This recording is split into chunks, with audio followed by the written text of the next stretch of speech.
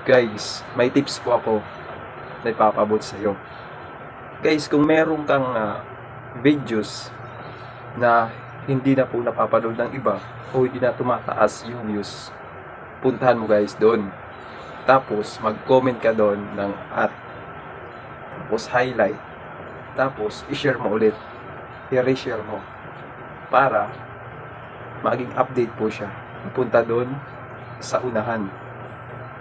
Pangalawa, kung gusto mo guys makatulong sa ibang kapwa release creator natin, di ba sineshare natin yung mga videos nila dahil gusto mo.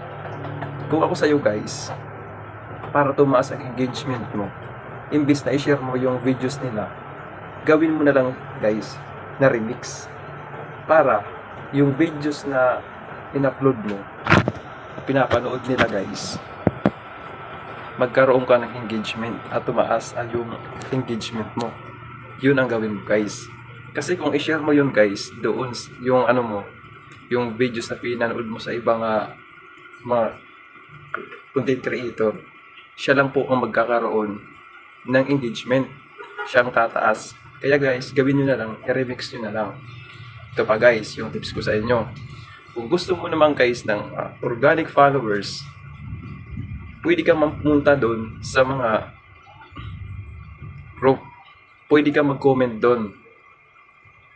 Tapos, hintayin mo kung sino ang manonood doon sa videos mo. Kung sino magko-comment sa videos mo.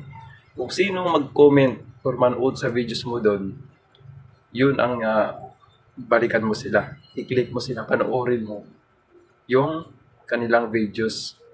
Yan ang tunay at masasabi natin na organic. Yan ang maganda guys. Kaya gawin nyo yan guys. Sa totoo lang guys. Ano yan? 100%.